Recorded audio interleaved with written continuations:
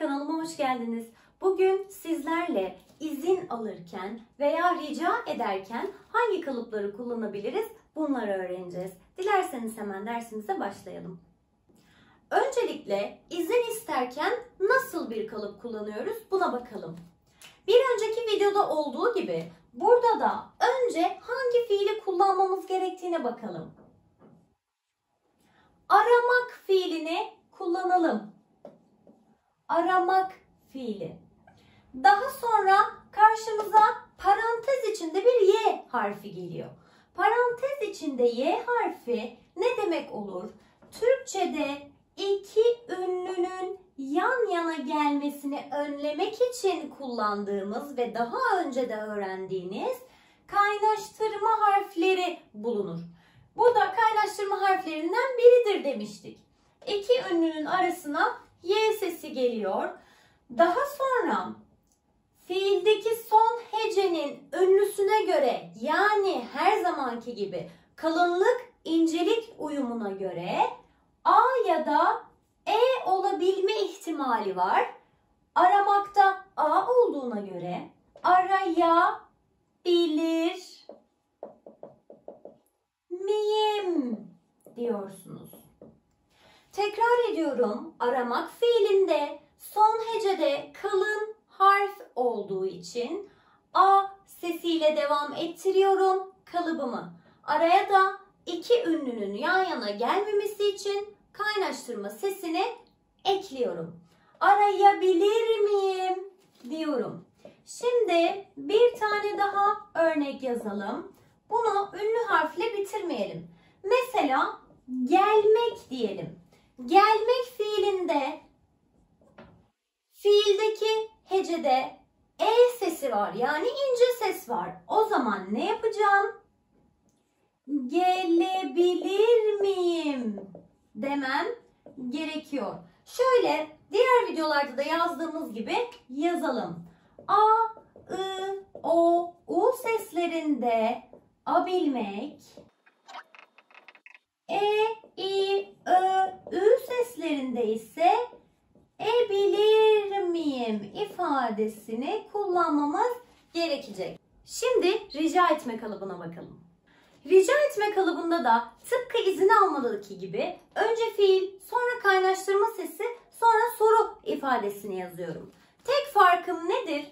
Burada kendi yapacağım şeyler için izin isterken burada karşımdaki kişiden veya kişilerden bir şey istiyorum, rica ediyorum. Peki örneklerle bir bakalım. Fiilimizi seçelim.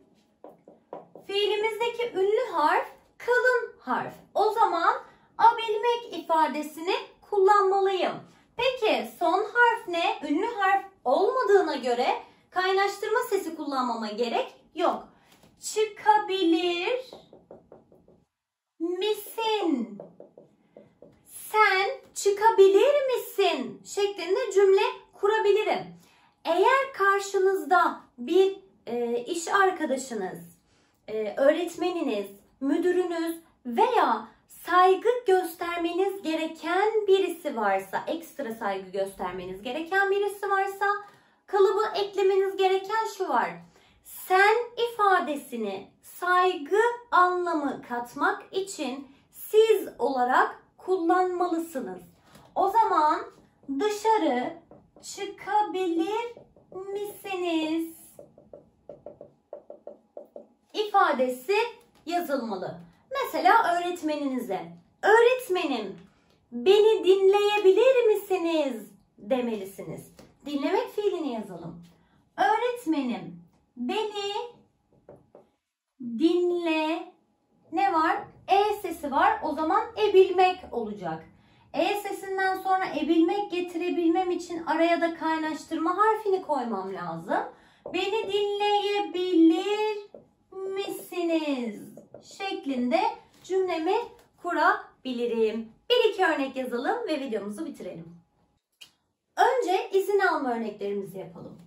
İçeri girmek, o zaman i sesi varsa hecede, o zaman ince sesle devam etmeli. İçeri girebilir miyim? ince ses, ince sesle devam etti. Bir soru sor, kalın ses, o zaman A ile devam etmeli. Bir soru sorabilir miyim? Dışarı çıkmak, I sesi var, kalınla devam etmeli. Dışarı çıkabilir miyim? Cevap vermek, E sesi var, o zaman ince sesle devam etmeli. Cevap verebilir miyim diyorum ve rica cümlelerine geçiyorum. Tahtaya gelmek, E sesi var, o zaman E sesiyle devam etmeli. Tahtaya gelebilir misin? Pencereyi kapatmak, A sesi var, o zaman A sesiyle devam etmeli. Pencereyi kapatabilir misin? Tekrar yazmak, A sesi var, A ile devam etmeli. Tekrar yazabilir misiniz öğretmenim?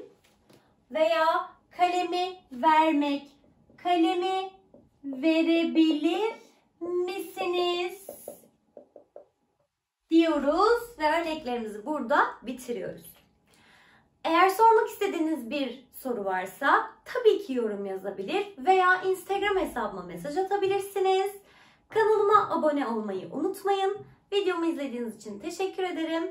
Kendinize iyi bakın. Hoşça kalın.